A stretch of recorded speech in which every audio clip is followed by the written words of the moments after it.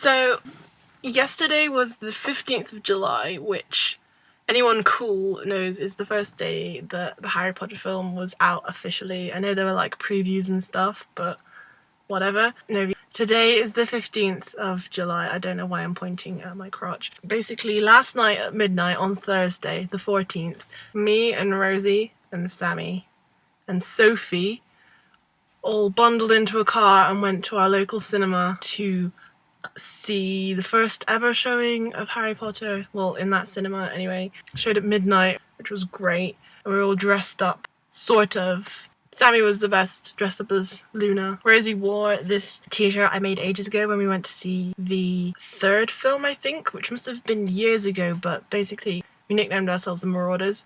So she was Padfoot, and because it was like a birthday party and we all went, I made us all football t-shirts with numbers and things, and she wore that, which is pretty cool.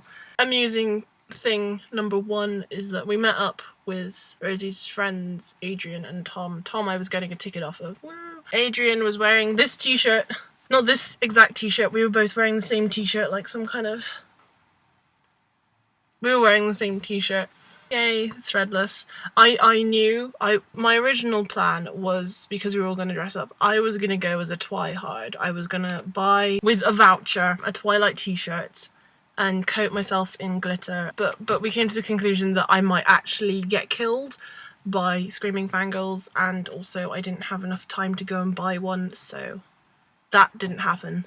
It might happen one day. I might dress as that for Halloween, who knows. But anyway, yes, and this is a keychain that I bought at London Film and Comic Con that I've turned into a necklace. Rosie has a white one and I have a black one. I haven't probably turned it into a necklace yet. Before the actual film started, that was amazing. First of all, we were sat in a fairly long row of people who really liked it, the films, and were getting like really worked up and excited. We were singing Mysterious Ticking Noise together, singing songs from a Harry Potter musical. The music that they were playing in the hour that they let us in before the film started was basically the Harry Potter soundtrack, and we were just like, oh my god, this is brilliant. A massive group of people came in dressed like to the nines. They were wearing like robes and things and uniform, and there was a Hagrid with actual like face hair, not real face hair, but he'd put like a beard on, and it was boiling hot in that cinema, so I don't know how he managed to like stay with it on for the entire time. There was a Dobby. It was the weirdest thing that I've possibly seen in a cinema. Like, it was a 6-foot guy dressed in like a bedsheet made to look dirty with ears and things. And what was nice is when the lights went down, we all went woo, like not just our row of people, but like pretty much everyone in the cinema. And then right like at the end there was this round of applause. And just talking about finishing, does it feel for anyone else like the films haven't finished? Because we were kind of like on the way back and we were like, it feels like it hasn't ended. I feel like there's going to be another film. Anyway, the film was great. I'm not going to spoil it for anyone. Not that it should be possible to spoil this film for you, because the books have been out for years, and if you haven't read the books, I'm disappointed in you. Yes, you specifically. You've crushed my heart, because the books are so much better than the films.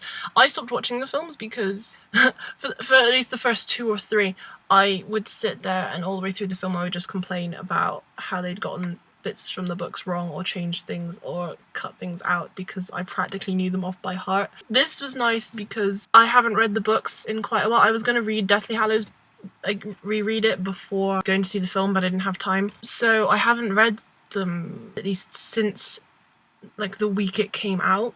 So I'd kind of forgotten what happened. I knew the general gist of it. I knew who died and how it ended, but I couldn't remember the details, so it was actually kind of nice because it was almost like seeing it again for the first time. I also think it's partly down to the fact that the acting is freaking amazing. It felt like I didn't know any of the... in my head I was going like, no, this is gonna happen, it's gonna be awful.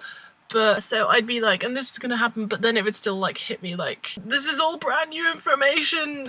I wasn't like sobbing and like I was gonna die, but like it was the whole I'm not crying, it's raining on my face kind of thing going on, and just sitting there like I'd tip my head to the side and the tears would kind of go so that you wouldn't be able to see them behind my massive like amount of hair.